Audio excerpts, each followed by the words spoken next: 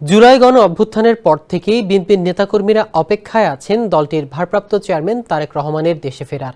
অবশেষে দীর্ঘ ১৭ বছরের বেশি সময় পর আগামী ২৫ ডিসেম্বর দেশে ফিরছেন তারেক রহমান। এরই মধ্যে বিএনপির স্থায়ী কমিটির সদস্য সালাউদ্দিন আহমেদের নেতৃত্বে বিমানবন্দর পরিদর্শন করেছেন বিএনপির নেতারা। তবে কোনো প্রাইভেট বিমানে নয়, শিডিউল ফ্লাইটে আসছেন বিএনপির ভারপ্রাপ্ত চেয়ারম্যান। আগামী ২৫ ডিসেম্বর বেলা ১১:৫৫ তারেক রহমানকে বহনকারী বিমান ঢাকায় অবতরণ করবে বলে জানিয়েছেন বিএনপির স্থায়ী কমিটির সদস্য সালাউদ্দিন আহমেদ। এর আগে লন্ডন থেকে সিলেট হয়ে তিনি ঢাকায় আসবেন বলেও জানান বিএনপি চেয়ারপারসনের একান্ত সচিব আব্দুস সাত্তার। স্যান্ডেলিনা সো, রূপচর্চায় আভিজাত্য। তিনি জানান বিএনপির ভারপ্রাপ্ত চেয়ারম্যান তারেক রহমান তার মেয়ে জাইমা রহমানকে সঙ্গে নিয়ে আসবেন। এদিকে তাদের প্রত্যাবর্তন উপলক্ষে অভ্যর্থনায় ব্যাপক আয়োজন চলছে। প্রস্তুতি সভা, উঠান বৈঠক থেকে শুরু করে নানা পর্যায়ের সভায় নেতাকর্মীদের দিক নির্দেশনা দেওয়া হচ্ছে।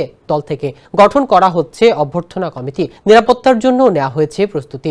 নেতাকর্মীরা জানান তারেক রহমানের দেশে ফেরার ঘোষণা দেওয়ার পর থেকেই দলে উৎসবের আমেজ। নেতাকর্মীরা এখন চাঙ্গা।